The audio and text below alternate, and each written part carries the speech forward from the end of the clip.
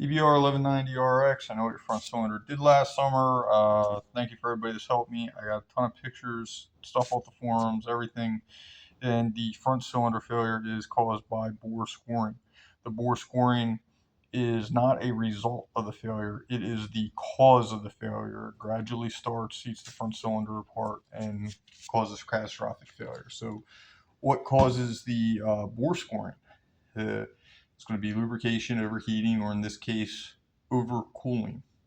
Everybody knows that the cylinder wall is thin on this. That doesn't mean that it's going to blow apart or can't handle the power. It means that it's going to be more sensitive to temperature.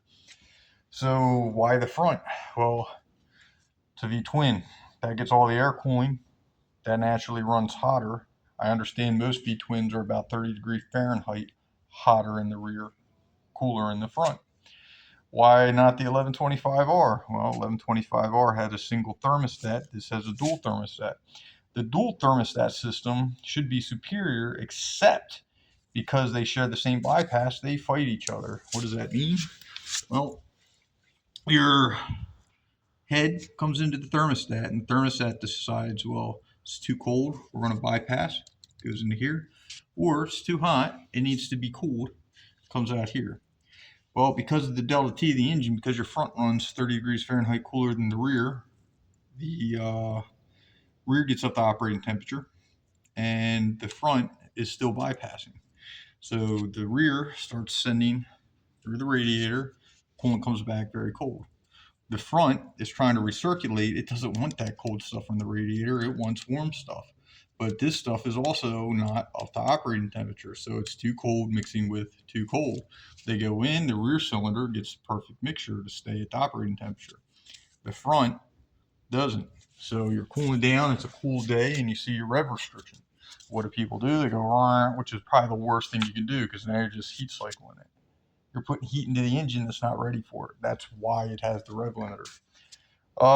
So the problem is the bike can't maintain stable operating, safe operating temperature, and that means it's also not going to have stable fueling.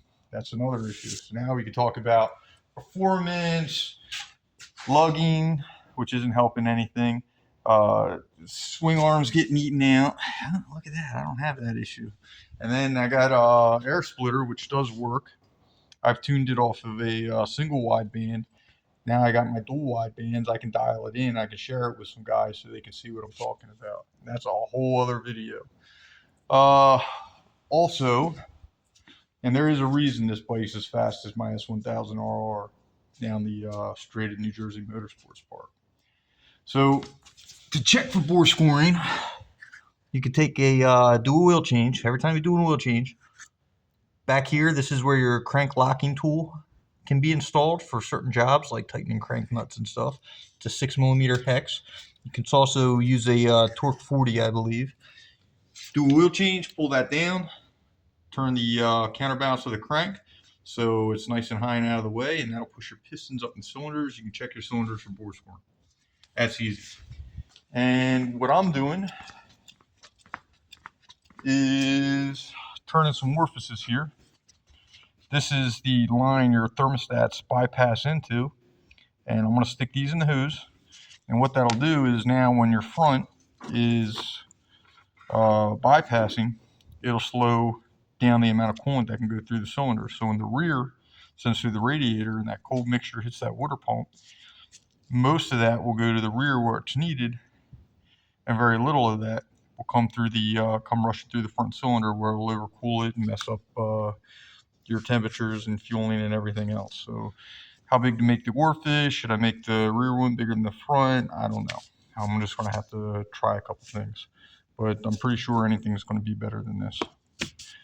Honestly, that might fix the issues completely. Just a small adjustment as that may fix a lot of the issues with this motorcycle, from fueling to front cylinder failures to swing arm getting eaten out and other stuff. So that's where I'm at with this, and hope this helps somebody. At the very least, you can take it with a grain of salt, but definitely when you do an oil change, bore scope your cylinders. Just check them.